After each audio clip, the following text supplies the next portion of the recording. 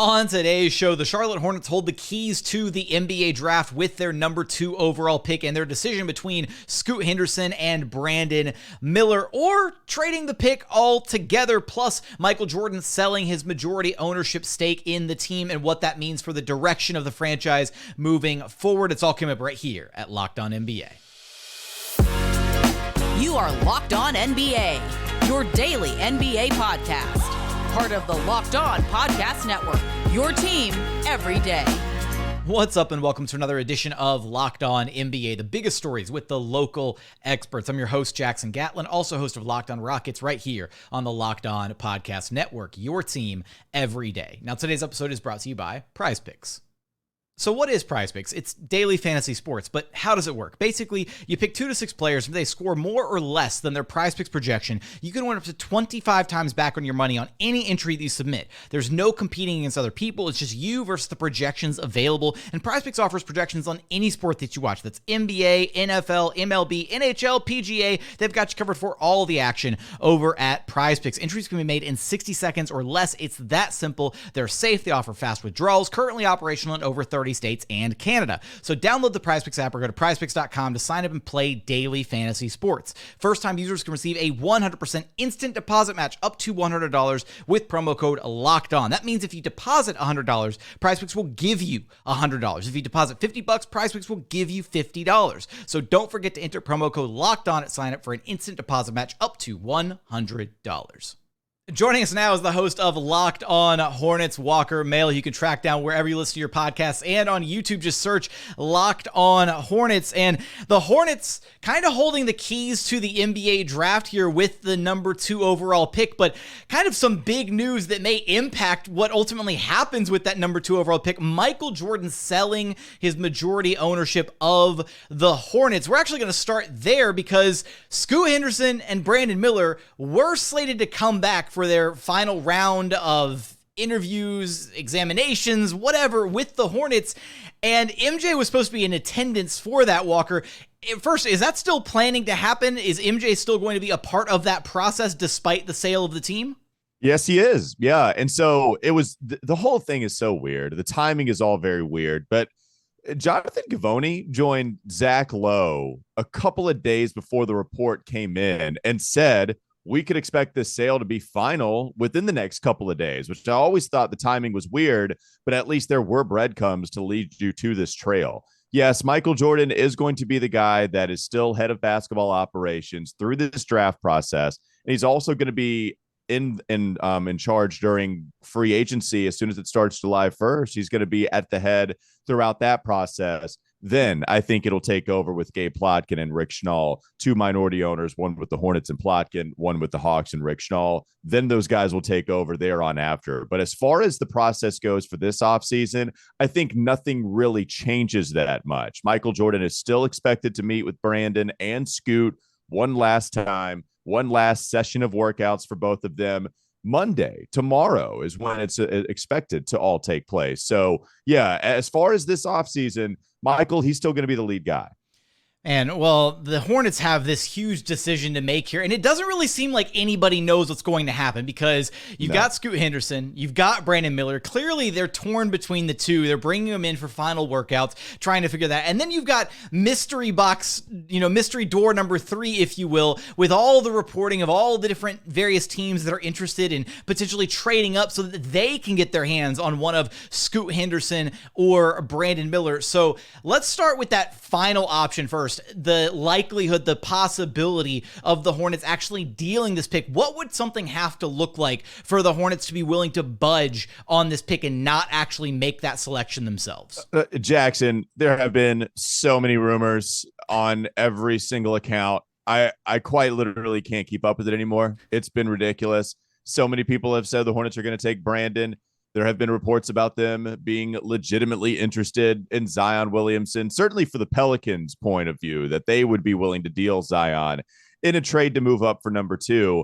I think it's going to be really hard to agree on value here because there are some reports, too, that the Hornets would be more interested in Brandon Ingram. You would give that because of the health, right? Maybe the ceiling isn't as high, but also a really good year for him, even with a tiny bit of an injury history himself. not to the extent, of course, that Zion Williamson has experienced. I'm just kind of fascinated because it's hard to agree on a value. Do the Pelicans think they're giving up the most, or do the Hornets think they're giving up the most and they want something else in return? I mean, I've seen Trey Murphy and Zion in mock trades. I've seen the number 2 pick and the Hornets actually giving something else up to go get Zion. So I think it's going to be really hard to agree on that, especially if the Pelicans are more inclined to keep Brandon Ingram, and that's not a guy that's in the process. I don't know who else, especially with Bradley Beal rumblings. I don't know, however really much the Charlotte Hornets were involved in any Bradley Beal potential trades, but now that he's with the Suns, you can certainly take that off of the table. I don't think any trade happens. I don't. I think the Hornets will be selecting at number 2 on draft night. And I cannot tell you who they're going to select yet. I do know it's going to be between Brandon and Scoot, as the reportings have suggested. So then let's go with what's the elevator pitch for each of these guys and how they would potentially factor into what the Hornets are trying to accomplish. Well, and Brandon Miller is the cleanest fit, and I think that's why it's a lot easier for us to wrap our heads around the idea of him being the number 2 selection. 6'9" guy that can play out on the wing, especially if Gordon Hayward's in the last year of his contract. And Miles Bridges, don't know what his future is going to hold. We do know he's going to miss the next 10 games of next season after having already served 20 games in this 30-game suspension. Very weird, I know. This is the NBA suspension decision. But all of that is the case here. It's easy to see Brandon Miller coming in and seamlessly fitting with this roster, can clearly shoot. We know all the strengths of Brandon Miller being a tall, dead-eye shooter. That was awesome in the regular season, even if it wasn't a great NCAA tournament. You're hoping the injury is carrying a lot of weight there. With Scoot, I think a lot of evaluators, or at least front office execs, might try to pin Brandon to Charlotte because Scoot doesn't fit all that well. I completely disagree with that notion. I said it in the mock draft. I still have the Hornets taking Scoot Henderson. That's who I think would be. I just think he's the better prospect. And not only do I think it's not a bad fit, I think it's actually a great fit with LaMelo. I go the complete opposite way. Scoot can provide the rim pressure that LaMelo doesn't provide right now. LaMelo is a great shooter, so off ball, he can really help. And there's this notion, too, that Scoot is just a flat out bad off ball player. I think he's really good at cutting. I think he didn't do it a lot because G League Ignite is going to ask the point guard prospect, one of the best guard prospects we've seen in the last 10 years, to play with the basketball in his hands quite a bit. But with him cutting, I can see instances of LaMelo driving, kicking out to Scoot, defenses rotating and not being able to stay in front of him because he's already going to be one of the better athletes as soon as he steps out onto the NBA court. And I think the shot can come along. So I think both of those guys complement each other in a lot of different areas. And if he has the higher ceiling, which I do think he does as a guard prospect, I question Brandon Miller's handles a little bit. I think tight defense is going to hurt him as far as being an isolator. That's why I would go Scoot. But those are the sales pitches for both of them. And we'll see what the Hornets end up doing because I know they are kind of torn between these guys. Man, well, at least it sounds like Scoot Henderson has the vote of confidence from Locked On Hornets themselves. I know we spoke about MJ, his sale a little bit earlier, but before we get you out of here, Walker, I mean, ultimately, in the grand scheme of things, when you take the 10,000-foot view of this, what does it mean that he is, selling his stake, his ownership stake for the Hornets, at least going forward once the other owners do take over? It's a great question. I think a lot of people have talked about Michael Jordan's tenure. It's not been a good one. There's no doubt about it. He took over in 2010. The Charlotte Bobcats at that time they're certainly one of the worst sports franchises ever. The Bobcats are. They still are the same despite us bringing the Hornets back. And that matters a lot to this city. The second iteration, ever since the first franchise went down to New Orleans and became the Pelicans, that team mattered a lot. It's crazy to think that team was actually selling out their arena as much as any arena in the NBA. They were beloved. So one thing that Michael did that he helped with was bring back the Hornets nickname. Unfortunately, not a lot of winning took place here. The Bobcats only went to the postseason a couple of times. The Hornets last made the playoffs in 2015, 2016. They lost in the 7-game series to Miami, and that's the furthest they've been in the Michael Jordan era. It's been really tough. I think philanthropically, Michael has mattered a lot within the local community, especially with a lot of poverty-stricken areas in town. I think he cares, right? We can all remember The Last Dance when Michael, we can all remember his Republicans buy sneakers too comment.